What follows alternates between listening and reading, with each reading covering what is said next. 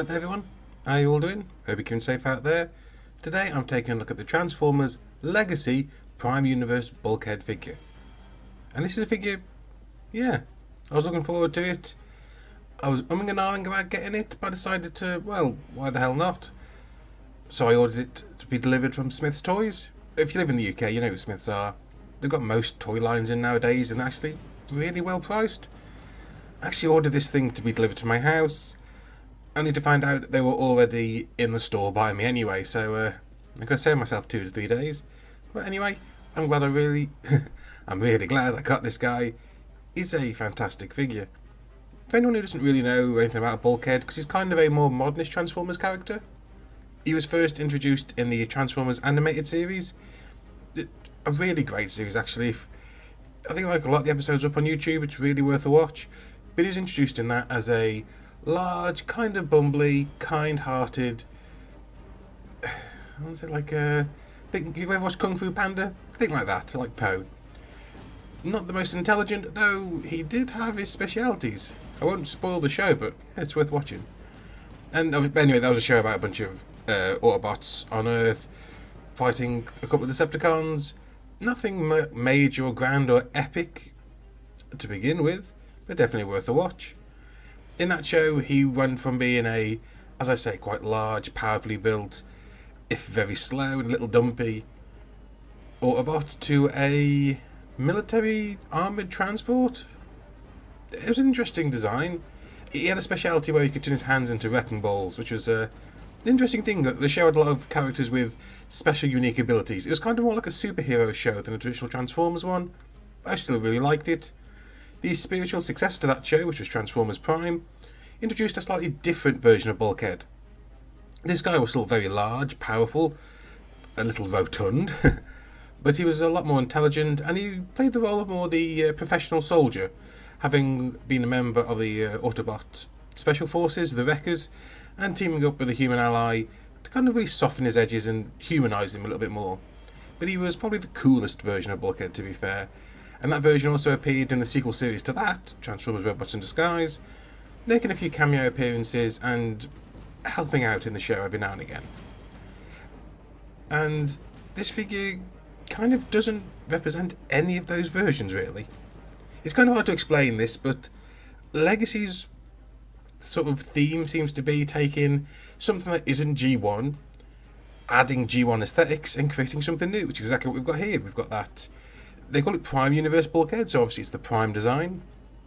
Adding in this G1 flavour and creating this figure, which is kind of what Hasbro thinks Bulkhead would have looked like if he was in G1. And I can really dig it. I actually really like this guy. He looks fantastic.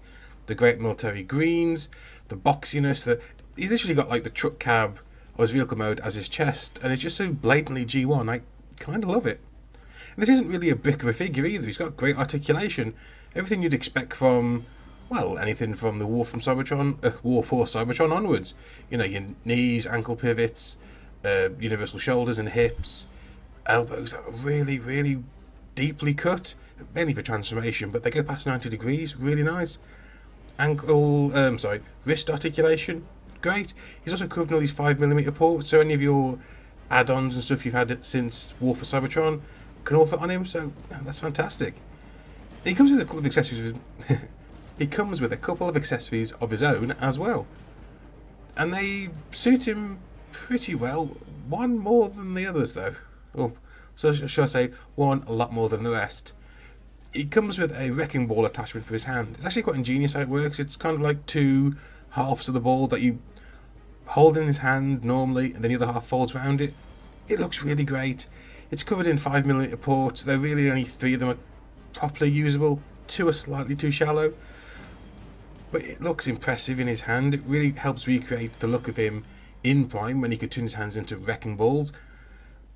And those 5mm pegs, they're actually kind of useful. I mean, you could put like blast effects or other weapons or anything you want from like the Battle Masters or the what are the ones called from Earthrise? Were they still Battle Masters?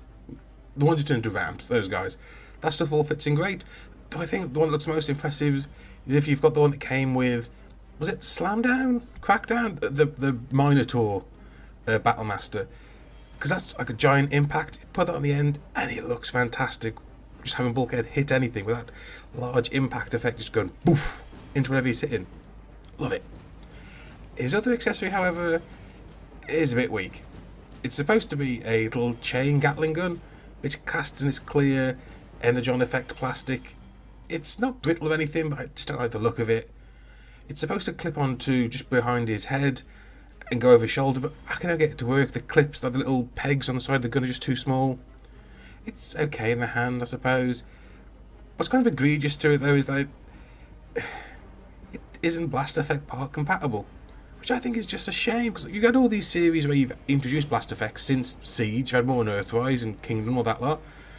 Why is this gun not compatible with any of them? It makes no sense, and it kind of gets me worried that future weapons going forward won't be compatible with those great blast effects. And yeah, that is worrying. It has got two 5mm ports on either side of the gun, though, so if you have got other weapons, you can just stick them onto that. I suppose you could stick the blast effects into them, but why would you bother? It's a bit of a lame duck of an accessory, in my opinion, to be honest. Speaking of semi-lame ducks, the back canopy on his back can be detached and attached to his arm as a shield. You use the reverse side of what you would use in vehicle mode. It kind of works as a right shield. It's got a large visory bit in it, like so you can see through without getting shot. It's impressively big.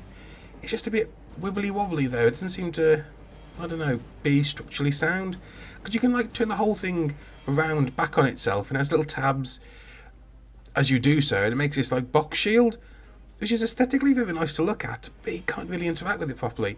You stick it on his arm and it just kind of sits there like a massive arm cast. It doesn't really work as a shield, and that viewing window doesn't really work. I think maybe some more thought needs to go into this, or maybe there's something I'm just not seeing with how you're supposed to use it, but it's okay. But I'm probably just going to leave it on his back, because it can just stay on there all the time anyway. You don't have to take it off even to transform, and it looks fine back there. I'm just going to compare him now to some other Voyager-ish or Voyager scale figures. Here's his fellow Legacy Wavemate, Blaster. Two look fantastic together. And here he's obviously with the leader class Optimus Prime from Earthrise, though that figure itself is kind of Voyager scale anyway. But you can see this Bulkhead really fits in well with this G1 aesthetic.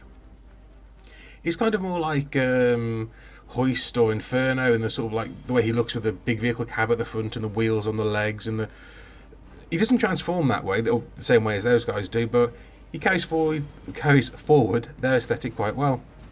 And speaking of his vehicle mode, it's not a very hard transformation really, and you end up with this fantastic 1980s military transport vehicle. I really like the detail of like the tow bars at the front, the automated winches, the way the rear view mirrors, side mirrors are slightly different the way they would have been in our truck back then. The canopy looks really great. All in all, it's a really fantastic, chunky, G1-esque vehicle mode. What's really great is you can store his accessories in the back. Like if I do take off the canopy, you can see the wrecking ball and the gun sit in the bed of the truck. And they actually, you wouldn't know they were there unless someone showed them to you. And they actually go a little bit to helping keep the back legs together, because the pegs they're on are formed half from each leg. So it adds a little bit more stability having them in there. Though of course if you want to, you can always just put the canopy back on. It's got a 5mm peg on top, or port on top should I say. So you can stick his gun on there if you wanted. He's also got other 5mm ports and two 5mm pegs on the vehicle mode. They kind of look like old-fashioned Minicon ports. They might work like that, but I haven't got any Minicons at hand to check. But it's something I might consider. Well, anyway, that was my review of the figure. What are my final thoughts? This is a fantastic figure. I highly recommend tracking down. I was umming and ahhing about getting him, but I'm really glad I did. Similarly, I'm kind of umming and ahhing about getting the upcoming Legacy Prime Universe RC figure. I've seen some bad reviews, but I kind of also really like it. If I'm getting Bulkhead here, I kind of need Prime RC to go with it, because they were synonymous with each other in the old Prime cartoon. But yeah, if you can track this guy down, he's pretty much everywhere now. Like Smiths have got him in hand, in store stock. Just walk into a store and get it. Like your Comics and Cocktails, your In Demand, your Kapows, all those places have got him. I recommend getting him. That's it, folks. Hope you enjoyed the review. If you did, please leave a comment down below, like the video, and if you've not already, please subscribe to the channel for more, hopefully, improving content. And until next time, folks, I want you all to stay oh good god. I want you all to stay safe, that's better. Stay sane, and keep on rolling. I'll see you all next time. Ta-da.